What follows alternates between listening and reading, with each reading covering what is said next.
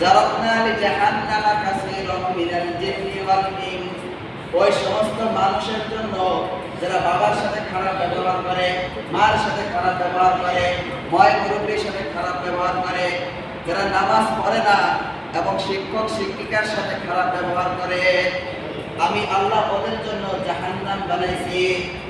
ওয়া ইন্নাল ফুজ্জারা লাফি জাহিম, আমি আল্লাহ ওদের জন্য জাহান্নাম বানাইছি। কার জন্য? যারা পিতা মাতাকে সম্মান করতে জানে না, মানুষের সাথে খারাপ ব্যবহার করে। উলাইকা কাল আনআম, আল্লাহ নবী বলতেছেন, হে নবী তারা কেমন? আল্লাহ বলতেছেন বাল হুম আদল। যখন বলছে আল্লাহ তাআলা কোরআনের ভিতরে বলছে উলাইকা কাল আনআম, তারা কি কুকুরের মতো, তারা কি শুয়োরের মতো? আল্লাহ তাআলা বলতেছেন না, এরা যারা বজর করে না। মনে রাখবেন, জানাজার সময় যখন খাটিয়ার সামনে যখন ইমাম সাহেব দাঁড়ায়, বড় ভাই যায় বা মাঝে বলে যে ঋণ থাকলে মাফ করে দিয়ে বলে কি বলে না, ঋণ থাকলে মাফ করে থাকেন। আরে ভাই আমার আছে ক্ষমতা আছে, আমি আপনার একটা থাপ্পড় দিলাম, বলেন ওটার মাফ কি কেউ চায়? ওটা কি তার মনে থাকে না? আমি যে মানুষের সাথে জুলুম করলাম, খারাপ ব্যবহার করলাম, এটা কি মানুষের মনে থাকে না? যে মারা গেছে তার তো মনে আছে। আমি আপনাকে বললাম আমাদের লোকটা খুবই ভালো ছিল, হ্যাঁ সবাই বলে, সবাই মনে তো বলে এই কথাই তো বলি, খারাপটা ছিল করলো কথা বলে যে জীবনের মসজিদে একত্র বছর পরে এইটুকু বইটা তারা উঠে আসবে। বাবা যখন সন্তানকে কোলে করে নিয়ে যায়, কান্দে করে যখন ঠাট্টালে নিয়ে যায়, বাবার দুনিয়ার সব দায়িত্ব সব ভাগ করে ভোগ করিয়া সন্তানকে যখন কবরে নামায় বলে বিসমিল্লাহি ওয়া আলা মিল্লাতি রাসূলিল্লাহ, এই কথা বইলা তখন কি বলে মিনহা খালাকনাকুম ওয়া ফিহা নুঈদুকুম ওয়া মিনহা নুখরিজুকুম তারাতান উখরা।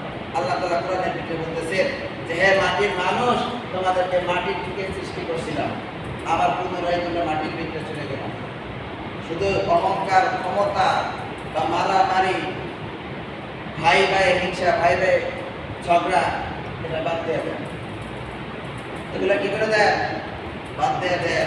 এখন বলতে হুজুর প্রায় কম বেশি সবার বাড়িতে তো ঝগড়া আছে, কম বেশি এগুলো তো আছে। একটা কথা মনে রাখবেন, আমি এই কথাগুলো প্রায় মসজিদেই বলি, কাপড়ের কাপড় তিনটা। কয়টা? কাপড়ের কাপড় তিনটা। মনে রাখবেন, আমার বাড়ি 5 তলা বিল্ডিং দেখে যে আমাকে 4টা বানাই দিবে, একটা সম্মান করবে, তা কিন্তু করবে না। আমার কবর হয়তোবা উপরে টাইলস করা থাকলো, কিন্তু ভিতরে ওই বাঁশ থেকে বাঁশি দিয়ে রাখবে, ওই মাটি দিয়ে চাপাই দিবে, উপরে টাইলস দিয়ে ফুল দিবে, কাজ হবে না। এই জন্য চরমনের বিশাল একটা কথা বলে বয়ানের ভিতরে যে বাজার আমার কবরের উপরে যদি ফুলের বড় বড় তোড়া দিয়ে যদি রেখে দাও, ভিতরে যদি আমার মালিক যদি মাফ না করে যদি আমাকে জাহান্নামে দিয়ে দেয়, ভরপুর আসে যায় না। আর যদি কবরের উপরে যদি মেশে জুতা, একটা পাটে জুতা যদি দিয়ে রেখে দেয়, ভিতরে যদি আল্লাহ মাফ করে যদি জান্নাতুল ফেরদাউস দিয়ে দেয়, তাহলে কিছু আসে আর যায়। কথা বল, মানুষের কাছে ভালো হইতে হবে, মুমিন হইতে হবে, আল্লাহর ইবাদত করতে হবে। বলেন এখন যদি বলি যে হুজুর আমরা তো ভালো, এখন যদি বলি হাত তুলে দাও, কোরআন শরীফ সহি শুদ্ধভাবে পারেন কয়জন? হাত তুলে বলতে পারবে যে হুজুর আমি বয়স 60 হয়ে গেছে, 75 হয়ে গেছে, কোরআন শরীফ পড়তে পারি, এরকম কেউ আছে? তাহলে বলেন এখন আমার কথার উত্তর দেন, তাহলে আমি আপনি কিভাবে মুমিন মুসলমান হইলাম? যে বান্দা বান্দি আল্লাহর দেওয়া নিয়ামত, আল্লাহর দেওয়া কোরআন পড়তে পারে না, সে প্রকৃত মুসলমান হতে পারে না।